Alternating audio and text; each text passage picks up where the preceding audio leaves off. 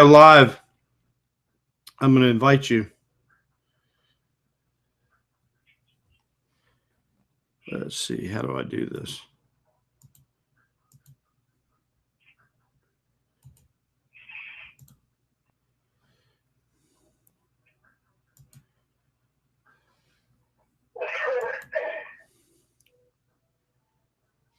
How do I?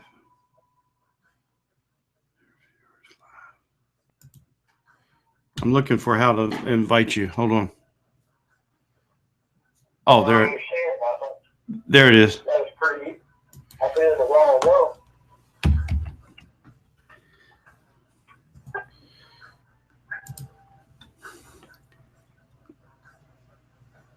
Did that come over to you? What? There you go.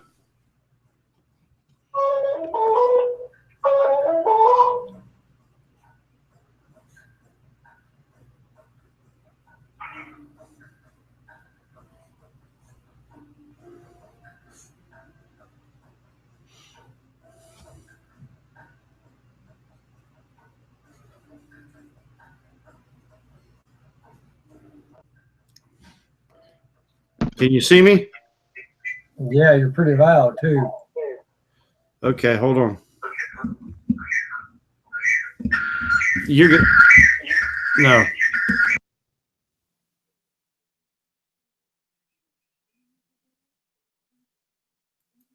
Why?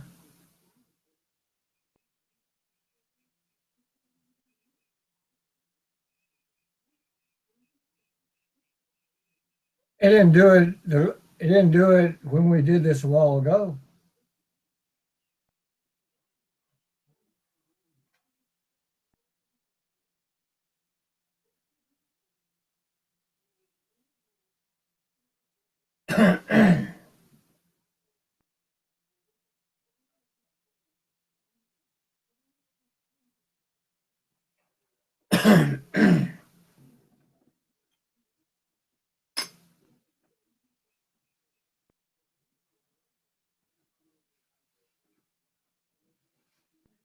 Hey,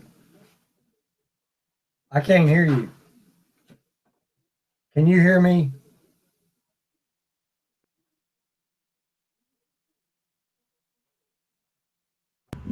Okay, can you hear me now? Yeah, I can hear you now. You had your speaker off or what? I had my microphone off so I could get this thing put in, this headset. Okay. And that way I wouldn't be getting any feedback. Okay. Can you see this? Hold on. Let me get a. What? Yes, I can see it. Looks like a Holy Bible. It's a huge Bible. I got one. I got one bigger than that. Look. Oh, so you're going to take a lot of notes. It's a wide margin. This is the biggest wide margin Bible I've ever seen. I've never seen anything like this. I couldn't believe it. This thing is about 2.5 inches thick.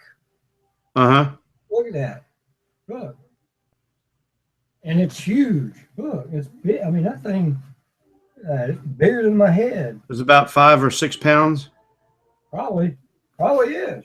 Probably is.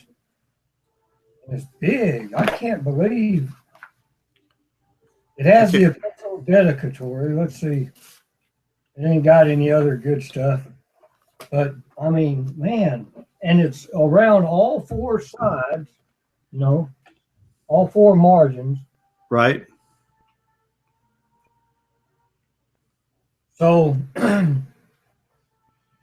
if it wouldn't cost me a couple $100, I thought about sending this to somebody overseas, but I'm probably just going to use it myself. Yeah, you use it yourself. You can get in there and make all sorts of notes. Yeah, there's plenty of room for notes in this one. See if you can see this. Hold on.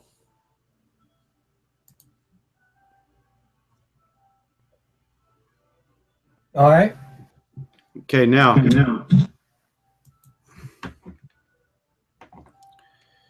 Oh, let's see.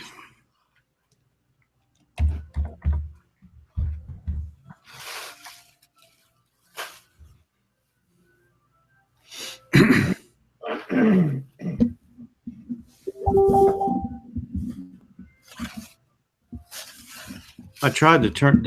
Is it down just a bit? Down. What down? My mic, just a bit. The volume? Yeah. I think maybe a little bit. Okay. Did you see that thing where I put up right here, serpent, and then you see up here 30 occurrences right up here? It's hard. It's real small. It's hard to see it. Hold on. Is that better? No, No? no.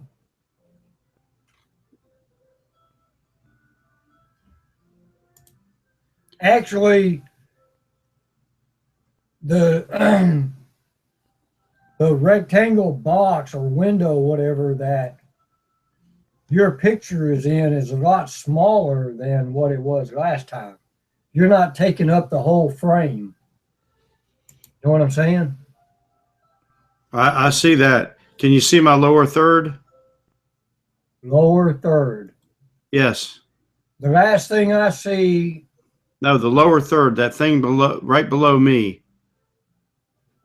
It's got the lion's paw and my name and the Yeah. year and all that. Okay. yeah, the label is there. Right. You can do the same thing. Well, I know I did it before, but yeah. You don't You're, remember? you're a slacker, huh? Yeah, I don't care about all that right now. Okay. My idea when I put that up there, the sharing. Here is a mess. Some people would say I need to get it cut. Hey, where did you go? I'm hiding behind the Bible.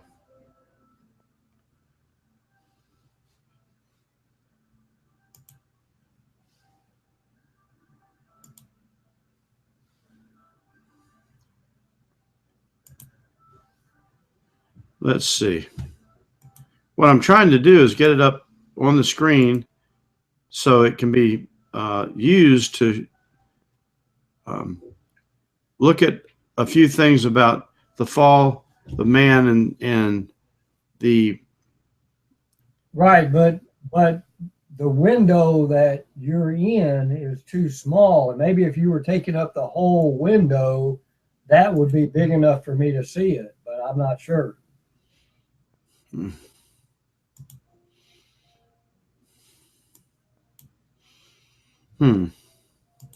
Well, that's got to be something that I can fix somehow.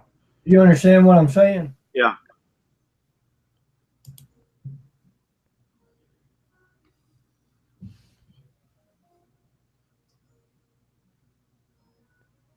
Can you see it now? Better? And no, it's the same. It's the same size. Okay. No, you made it. It enlarged real quick and then went to the picture of you. Oh, But I still don't think it was big enough to read. okay. Well, then maybe this is just a, I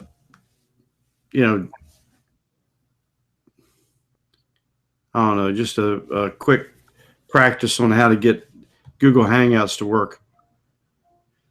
Well, what did you do different that we didn't do earlier? We were in a regular Hangout. Okay, and what is this? This is Google Hangouts on air. Oh, so we're live right now. Yes, we're being broadcast, but nobody can join. Basically, no, or nobody can. No, I doubt if anybody will join because I've got it. The title to this Hangout is Bill and Gary.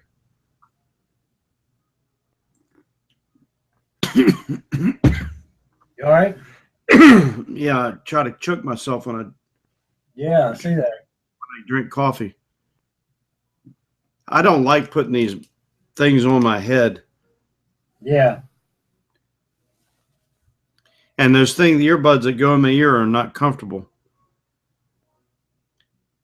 But that feedback thing is, you can't get around that. The way these microphones and stuff and the computer and everything else set up, the way it's situated physically, you can't get around it.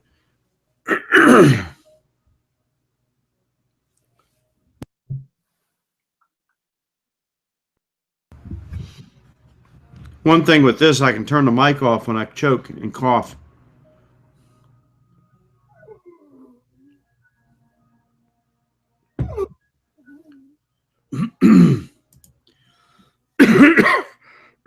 I control what goes out and is seen on the Google Hangout.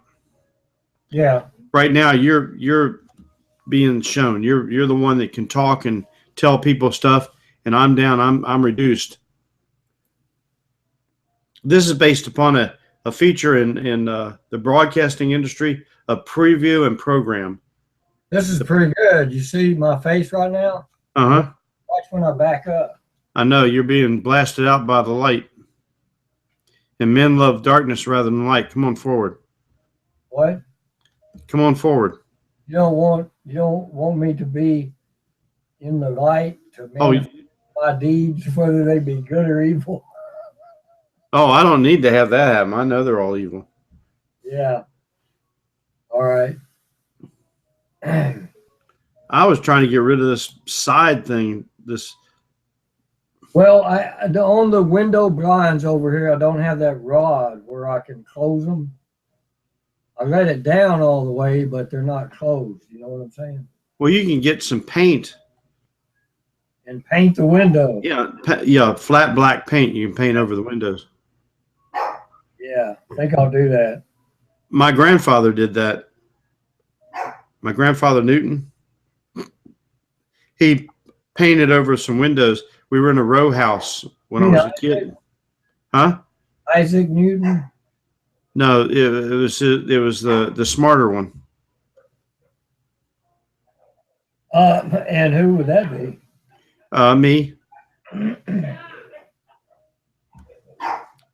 No, when I was staying there in the row house when I was a kid, I remember staying in one room and they had some shades that they would pull down, but he had decided that the shades were not effective to block out all the light from the street lamps across the way at the electric station, the power station. So he painted the windows. Okay. Sounds like a good idea to me. Mm-hmm. Hold on a second. I got that crazy dog. Hold on.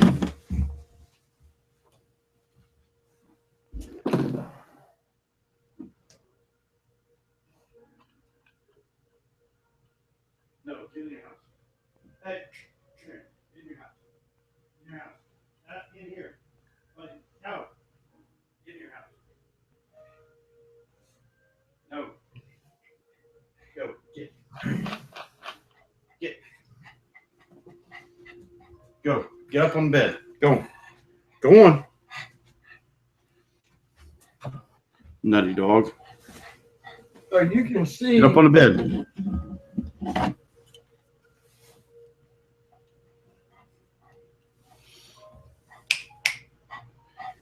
Get up there.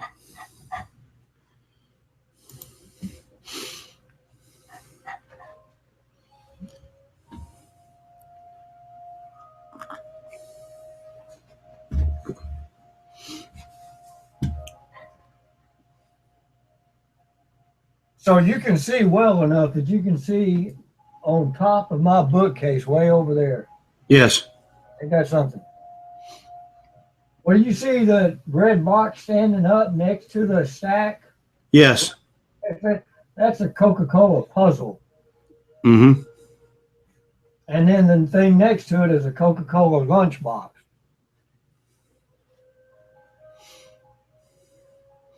And then you got your Well, here's Coca-Cola Monopoly right here. mm-hmm.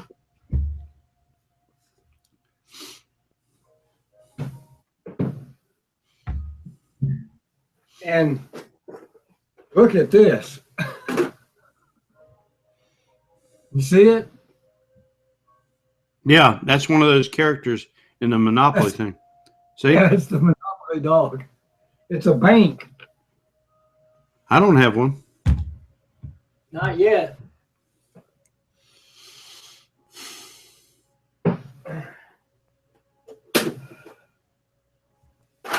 Oh, and I have hacky sacks. Coca-Cola hacky sacks. All right. I don't have any of those either. Yeah, you don't have them because they're in here. Did you see that? What?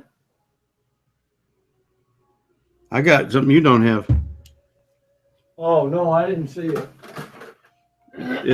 It's a nice ice cold Coca-Cola right here in my hand. Oh yeah. It'll be in my belly later.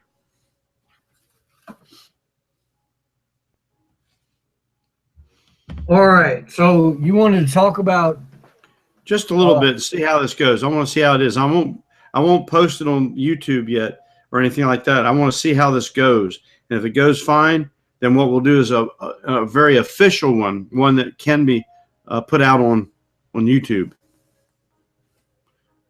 You mean redo this?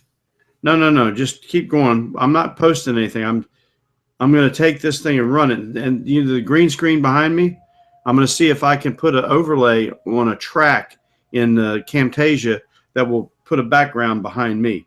In Fantasia, the movie? No, Camtasia, the video programming, because I'm not backslidden. I'm sliding back. All right. All right.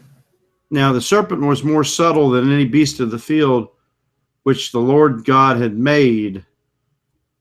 And he said unto the woman, Yea, hath God said, Ye shall not eat of every tree of the garden. And the woman said unto the serpent, We may eat of the fruit of the trees of the garden, but of the fruit of the tree which is in the midst of the garden, God hath said, Ye shall not eat of it. I'm reading off. I got to read my Bible. I can't read off the screen. It's too small. Wait a second. Let me get here.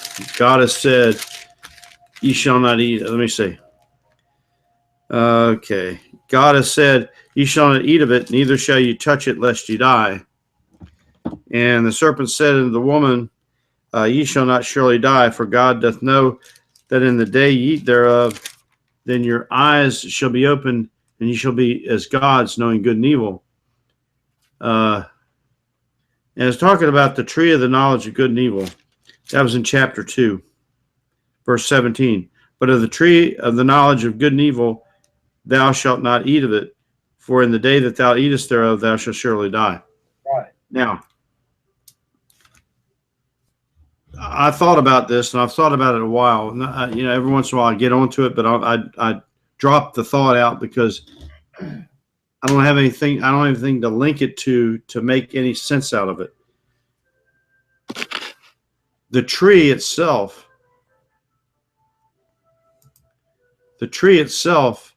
is a tree that's of the knowledge of good and evil, which I'm assuming and taking for granted that Adam and Eve did not have any knowledge of either good or evil. They didn't have it. Yeah, okay. So by partaking of that tree, it would give them knowledge of good and evil. Not sin and good, and not righteousness and unrighteousness, but good and evil.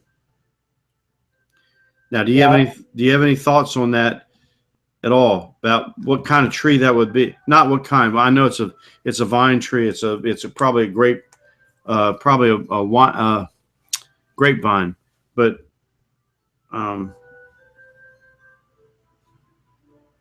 trying to get a handle on it because that's the only time it shows up, as far as I know, in the Word of God, is right here in Genesis 2 and 3. What, the tree of the knowledge of good and evil? Yeah.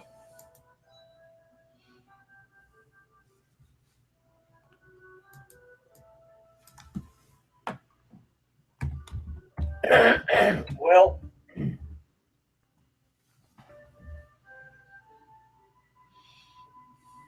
I don't know. What comes to my mind is the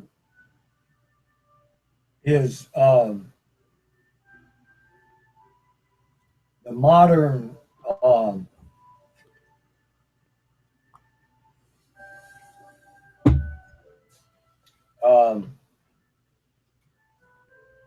well, I can't think of the word that I want to use, but drugs, alcohol, whatever it is. LSD, I was about to say LSD, um, peyote. alcohol. Um,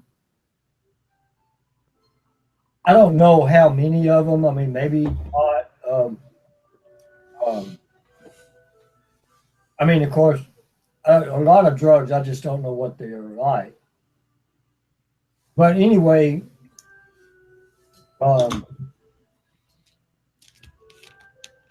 I have said at times that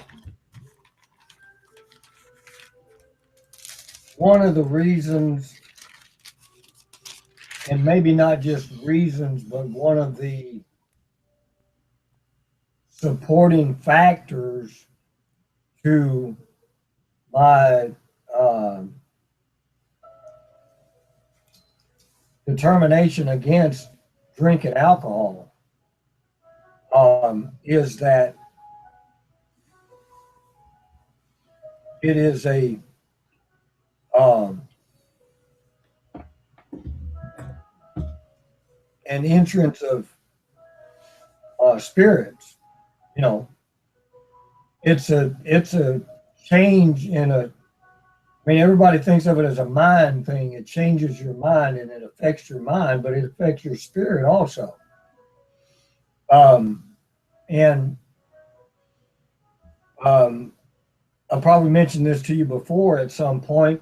Well, I remember Dr. Ruckman talking about an alcoholic, what they call DT. What is that? DT. Delirium tremors. Okay. And they would see things that everybody would say they were seeing stuff that wasn't really there. Mm-hmm. But Doc said it probably really was there. It's just that, he opened some kind of a gate, Mm-hmm. a window or something where he was able to see that stuff.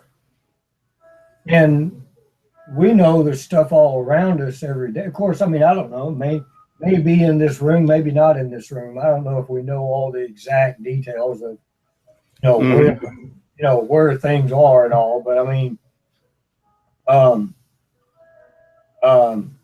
I think it's safe to assume that there are spiritual things all around us that, if we experience that opening the window or whatever. I mean, in other words, we got these physical eyes that we can see with. Mm-hmm. And like the soul is shaped with like the body, with eyes that work, eyes that can see, a tongue and all that stuff. Then I would think the eyes of the soul would now be seeing something that the eyes of the physical body are blinded to. Okay, let me make a comment on that. The eyes of them both were open, and in the Oriental theology or religious teaching, there's a middle eye, a third eye right here, and that is the swamis and the all those people that work on their meditation and everything else, and they have. I was reading a book a long time ago while I was at PBI, and a guy named something Lamsa Rampa. Anyway, he had his third eye opened up, and what they do is they take you into a dark place, a cave without any light, and they take a thing and bore into this part of the skull until and they watch your eye with a lamp in there, one of these butternut oil lamps that they have, and they watch your eyes when they're doing this. And as soon as they see the eyes change, they have a change to them, the pupils, they stop. They stop the depth of that thing going in, and they seal it off. And they keep it right there. And then they blow that lamp out, and they leave the cave. and it takes a certain amount of time for something to come up into this thing that they put there, it absorbs it out, and then when they finally get it out, they'll pull it out, and there's a third eye that's opened up. You can see all sorts of electronic things, light. You're That's what breaking up. How about now? Seems okay. The light, they can see light, the spectrum of light that surrounds your body. It's an astral projection from your body. And there's doctors that are over in the Far East that have had this done, had their third eye opened, and they can. I've got a point to say in what I'm saying. They can actually have you in a room with them and turn the lights down, and they can look at you, just look at you, and they can see from the aura around your body what organ is failing or what is wrong with you, and then they make a diagnosis based upon that light of whatever color it is, and they either prescribe a medicine or a therapy for you.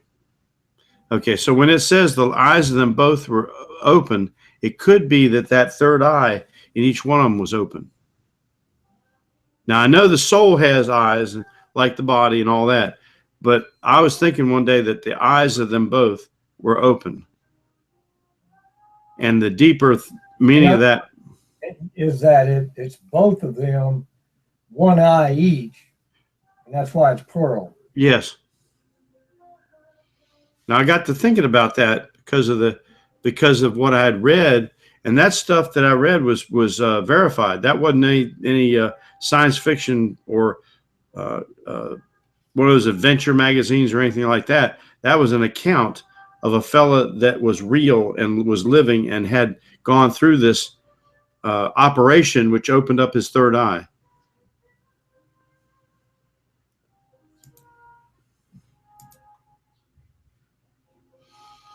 Well,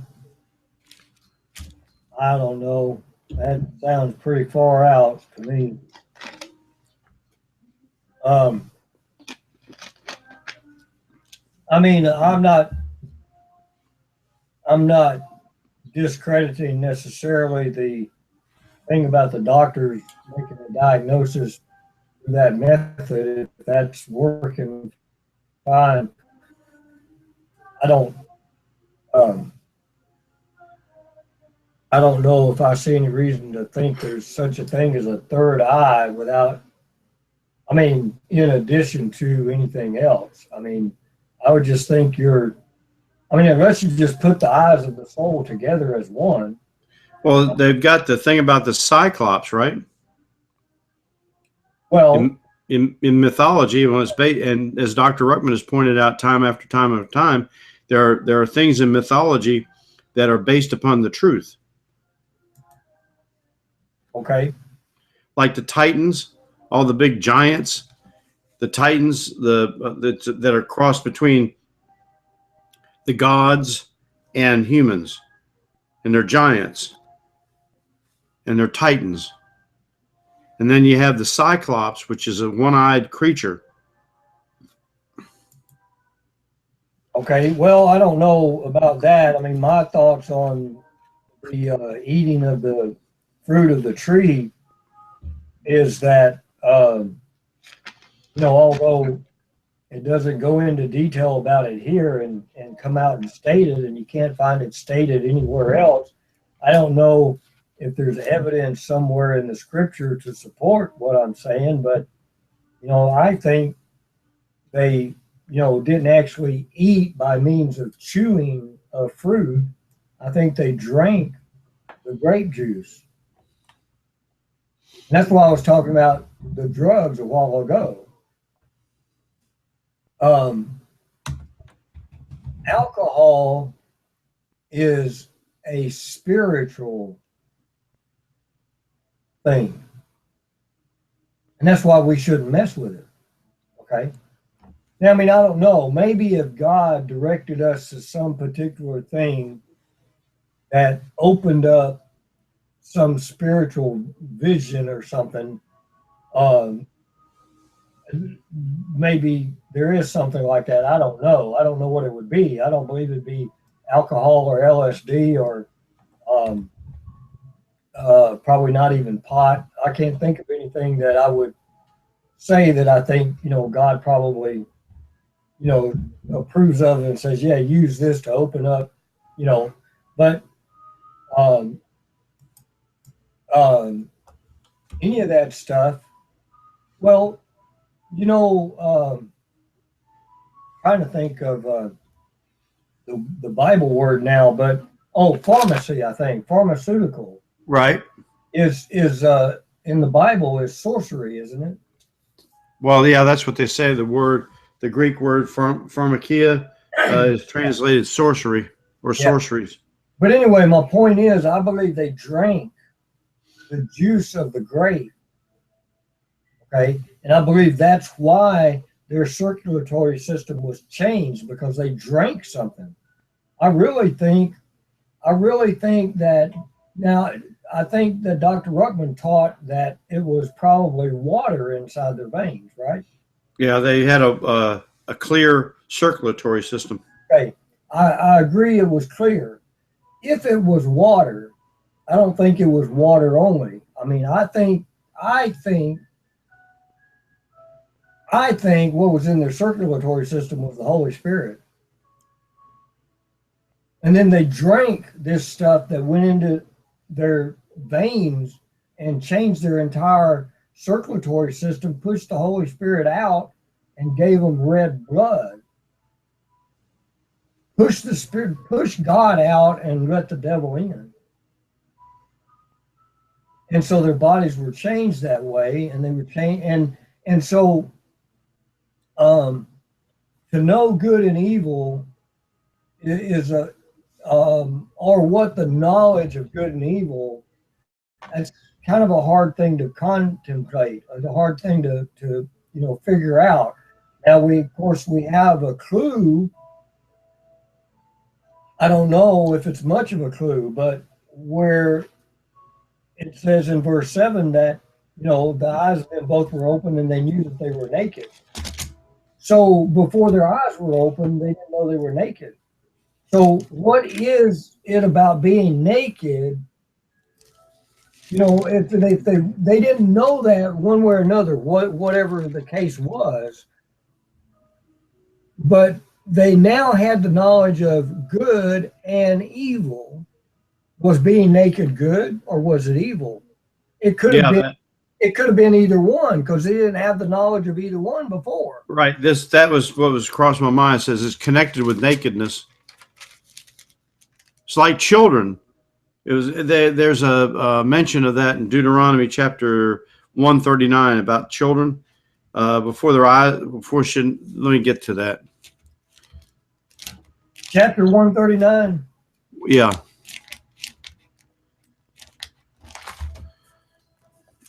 I was looking at that earlier when you were talking about something. Yeah, okay, your children, which in that day had no knowledge between good and evil. Right. And there's another one after that somewhere. Let me see. Well, this one, if we compare this to Genesis 3 and say that they match, and say that Deuteronomy 139 gives more information to what the phraseology means in Genesis 3, then it's a knowledge not just of good and evil as far as knowing what they are, or knowing of them, or knowing things that are. It could be they knew good and evil now without knowing a distinction. Mm-hmm. But I think according to Deuteronomy 139, it says knowledge between good and evil. Okay, So look at. Okay, I see. Just a second. So I think that in Genesis 3, it's not just knowing the good and evil stuff, but it's knowing the difference between them, being able to distinguish. Right? Does that make sense? Yeah, because children can see something they can't understand. Right. But when they get enough Knowledge. The verse left. What was it? 2 Samuel? Yeah, 1935.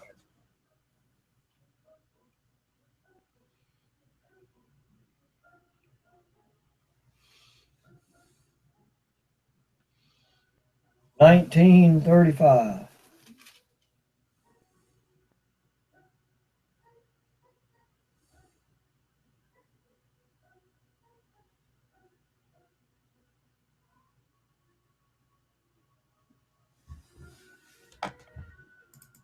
Who is that talking?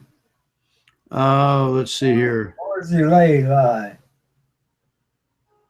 The king is talking to that guy.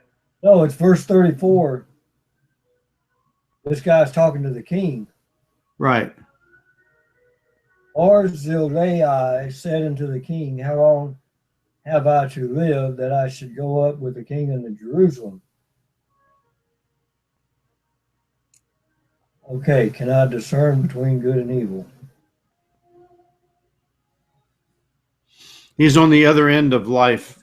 Children have the same problem.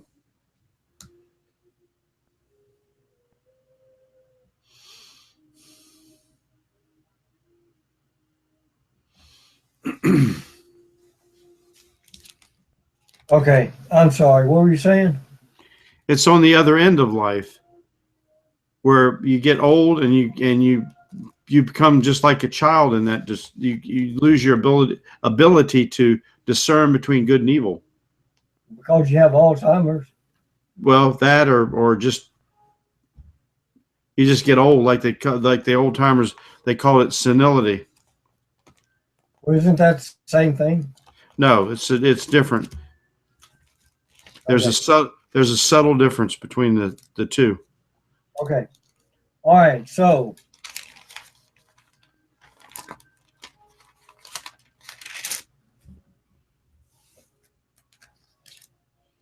think he's talking to David. Yeah, he's talking to David.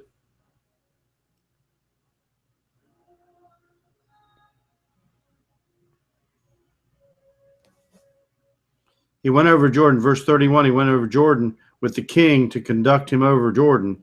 Now Barzillai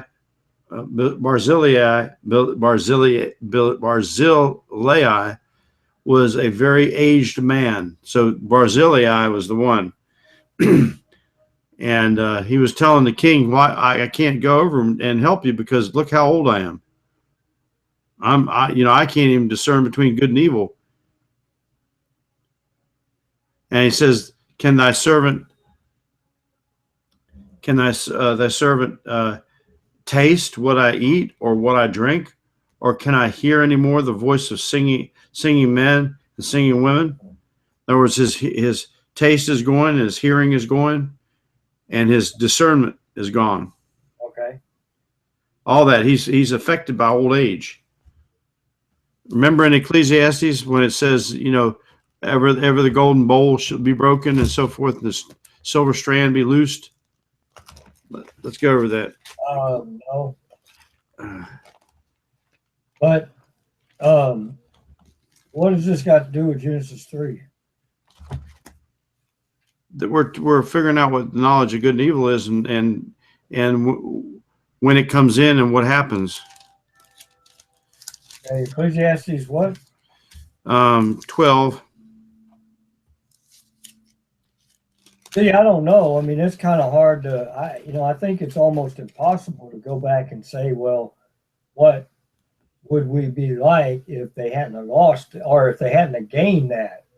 If they hadn't ate of that tree and would have remained the same for even a few generations, then what would people be like? And what would would they have produced? I personally believe that they produced children before the fall. Oh, you do? Yeah, at least one, maybe more, maybe several more. But they didn't know what they were just doing what God commanded them to do: be fruitful and multiply. And they started doing it, and the devil watched that. Did he tell them that before they sinned? He did, didn't he? Yep. Yeah. And between Genesis chapter 2 and Genesis chapter 3, Lucifer sat back and watched what was going on because he didn't know. He had to see how this creature functioned. So I guess he got into the idea that if he entered into that procreation thing that was going on, he could mess up what God put on earth. There's a let me. So what happened to their offspring before the fall? Hold on. Look at 2 Kings chapter 19, verse 12.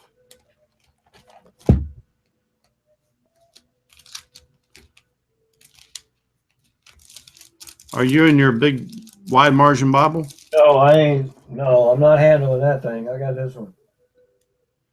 Aha. Well, that's mine too. Yeah. Okay. Have the gods of the nations delivered them which my fathers have destroyed, as Gozan and Haran and Rezpath, and the children of Eden which were in Thelazar? Yeah, I remember you mentioning to me the children of Eden before. There's only two references to that, and they're the same thing. Isaiah 37:12 is the same, basically the same reference. So it's Okay, what is this saying? Have the gods of the nations delivered them which my fathers have destroyed, as Gozan and Haran? Okay, so when it says as, is that saying my fathers have destroyed those, Gozan, Haran, and etc., or what? well, I'm just looking right now at that thing about children of Eden. Well, I know, but I'm trying to figure out what they are. I mean, because in verse 12 here, they could be either one of two things. They could be, have the gods of the nations delivered them which my fathers have destroyed. Okay, so they could be the them that my fathers destroyed. Mm-hmm. His name was Gozan, Haran, Rezeph, and the children of Eden. Now, if that's the case, it doesn't make much sense that whoever's talking here, who is this? Go back up to verse 8. Rabshakeh. Okay, so Rabshakeh is saying, my fathers have destroyed, and he's saying his fathers have destroyed the children of Eden, which were Adam and Eve's children before the fall. So Right. how does a human destroy them? They can be killed How? like anybody else.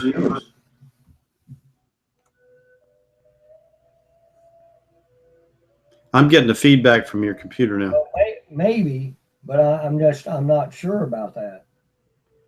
What would happen to them if they were killed?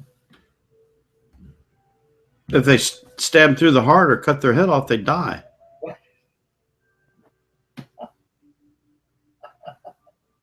Right?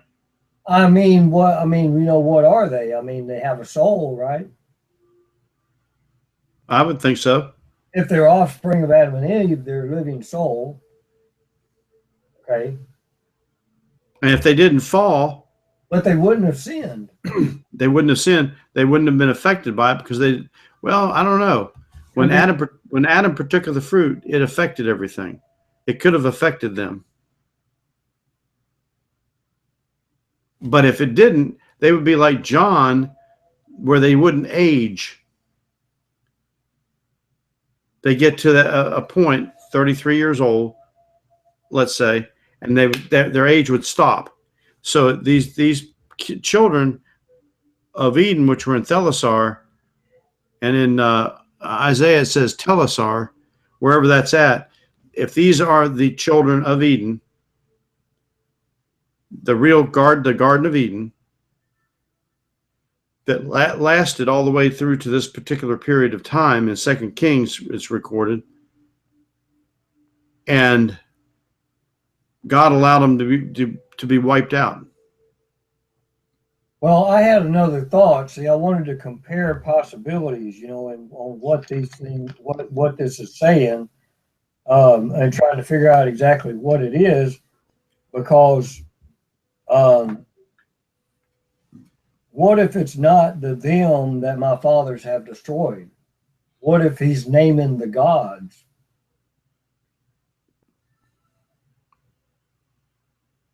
I mean, maybe somebody knew about these children of Eden, maybe not necessarily knowing that they were offspring of Adam and Eve. Who would have known that? I don't know. Maybe nobody knew, but somebody ran into these people. Maybe they had children and offspring. Somebody ran into these children of Eden and knew about them. Maybe And the movies, they called them gods because they were different. right? You remember the Highlander series No, with Christopher Lambert? I didn't watch that. Okay, what it was is these immortals were in combat with each other, and the Why? only way they could be done in is to have their head cut off, and whoever cut their head off, their power would be transferred, the energy and everything else, to the one who severed their head.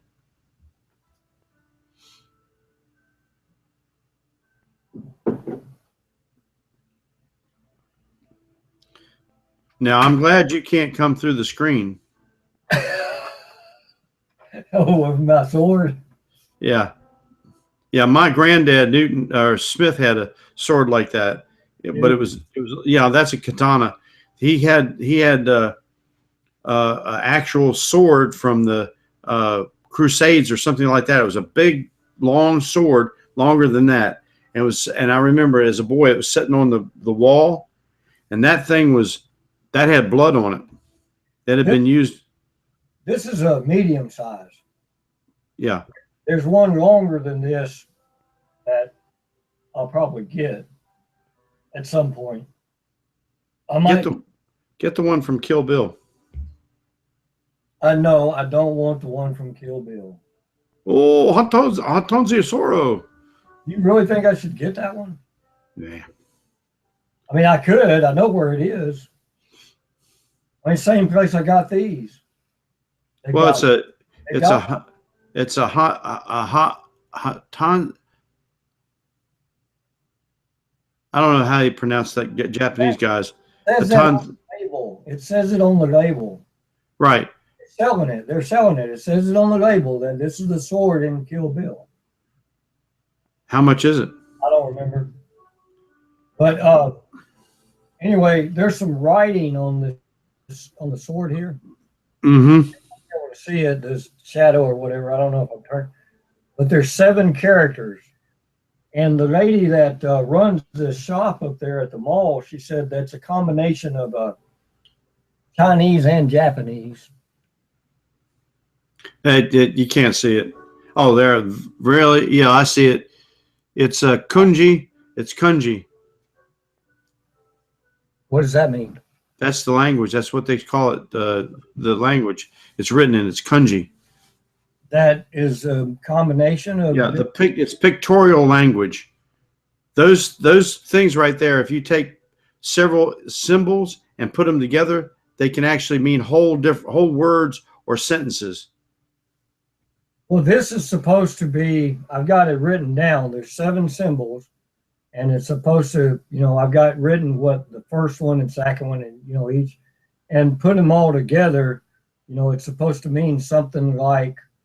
I'm your Huckleberry. Have good success and believe in God.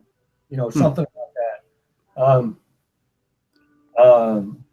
Anyway, so you could fool people and say, "Oh, this is Japanese and Chinese for I'm your Huckleberry." Well, I could, but I don't think But anyway, that the Highlander series was based upon that. Okay, that's the type. That's the sword that was used to commit hara-kiri. This is the small one. Yeah, that's what I was told. I was told that about this one, but you can get them in a set. That's why I said there's a bigger one, and so this is the small. The one I had was medium, And you know, I bought these two. They're the same. See, this one has that same Mm-hmm. writing on it, and the large one they didn't have. Obviously, somebody came in one day and wanted that large sword and didn't want anything else, so they Mhm. bought that one. And so it was a broken set. Usually people don't like to do that. To Yeah, break sets Yeah. up. they come in. They come in a set of 3 on a stand, Mm-hmm. and of course I can buy a stand, you know, separate from the. But anyway, I kind of like them.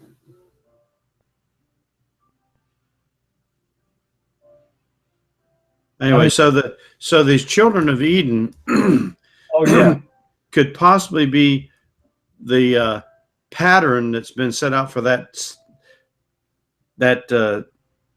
series of stories called the Highlander. oh yeah, yeah. You were telling me about the mortars Right. fighting each other, right? Right. So But in any, why were they fighting? oh, they just didn't like each other. Oh, okay. It can only be like one left to be the immortal. But when the head was cut off, like I said in the series, the life force of that individual that was a swordsman, and he had absorbed, because he had to kill to get to where he's at. He had to kill others, so Right. he absorbed other life forces. So if the guy killed that fella, he absorbed all the Right. right. And it's like do you ever remember that movie called The One with who's that? He's a chop guy. Can't remember his name. Anyway, it's based upon that same thing. In all the duplicate universes, these guys were competing to be the only one left.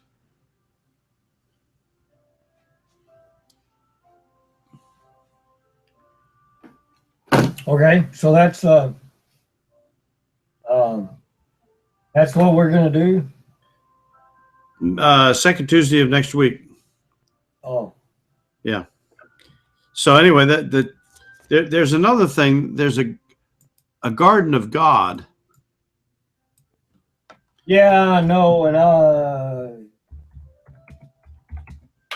I take that to have 2 possible meanings. One would be just the Garden of Eden where he created or put Adam and Eve. That's one possibility. It's just called that, the Garden of God, in a different place. That's mentioned, what, 2 or 3 times? 3 times. And All right. The other possibility, I think, go ahead.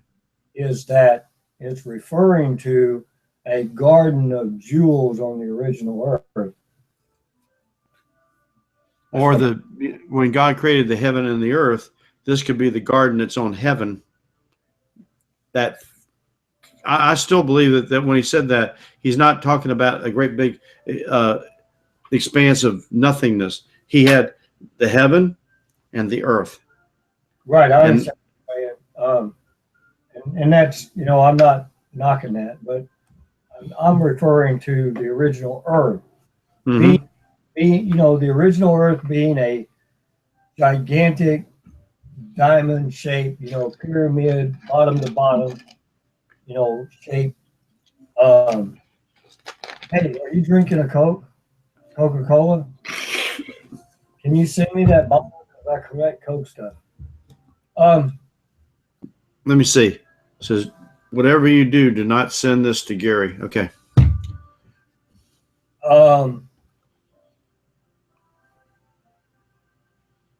Oh, okay. So the original Earth was made up of you know, mineral stones, you know, precious stones, jewels. Mhm.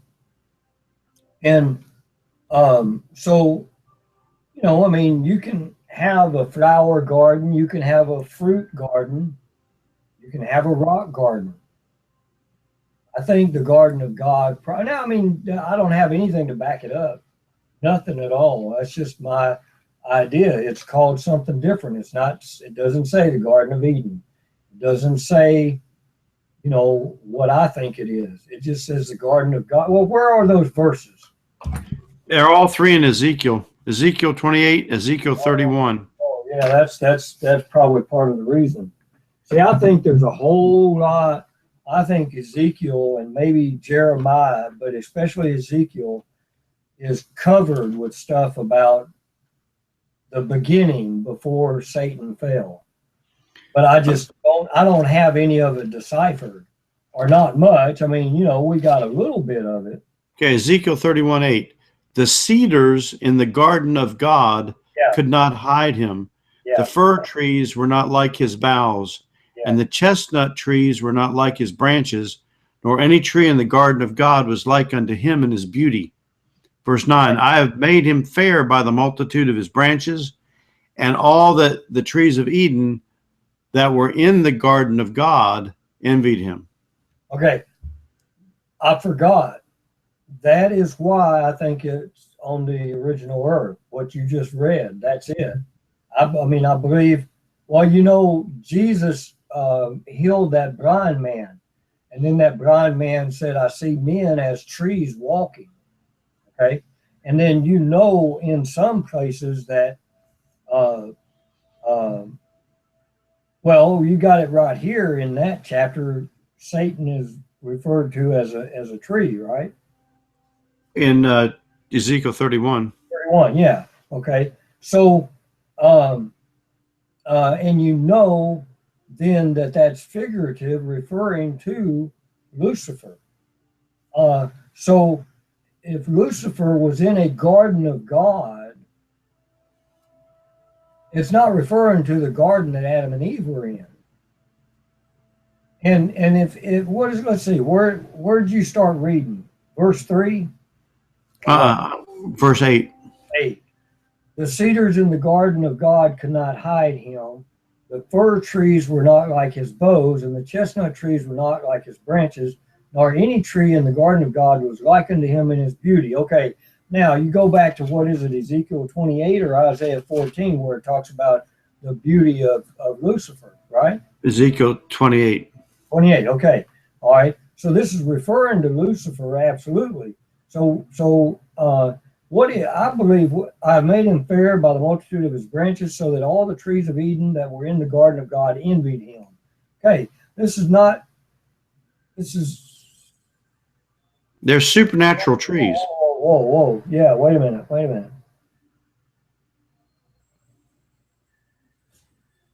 This could have some bearing to something in the garden. I don't think it's the only or the primary application, but if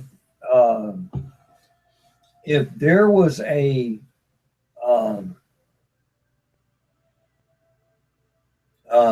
Jesus is likened to a tree, right?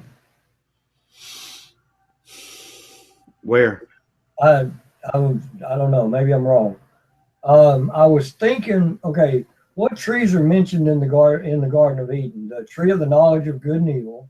Right, and the tree of life. The tree of life. That's it, just the two? Those by name, but there's other trees in the garden. Okay.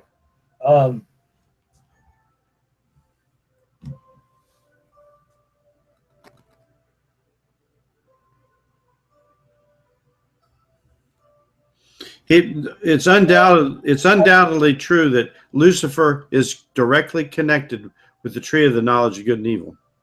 Okay. Well, going back to my original line of thinking in this, that this is talking about the beauty and the superiority of Lucifer over the other ones. Okay. And Lucifer as the cherub that covereth, the anointed cherub that covereth, as the, he was, the king over all what are now the children of pride.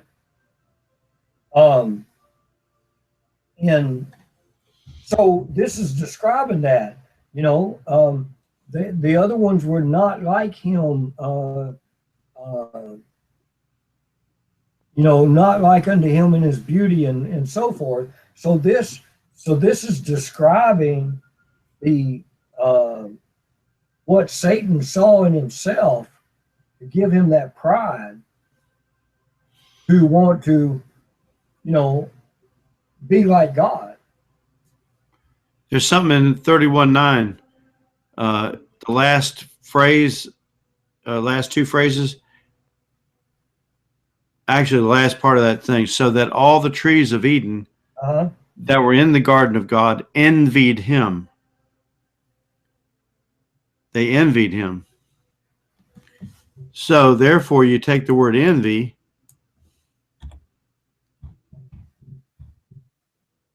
and it shows up 10 times in the Bible, envy. But if I put the star here, no, that's it, envy. For wrath killeth the foolish man, and envy slayeth the silly one. Proverbs 3:31. Envy thou not the oppressor, and choose none of his ways. Proverbs 14:30. That a sound heart is the life of the flesh, but envy the rottenness of the bones.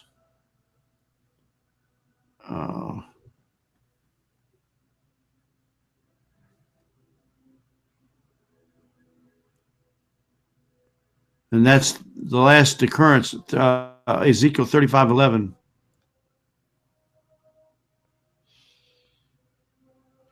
Okay, I think we should have read further in Ezekiel 31. I think it's better to read the whole chapter together, because we're getting bits of it and then having thoughts about these bits of it, but we need to see what the whole thing says together and make sure our thoughts aren't going outside of the chapter or whatever. Behold, the Assyrian was a cedar in Lebanon with fair branches and a shadowing shroud, and of a high stature, and its top was among the thick boughs. The waters, see that?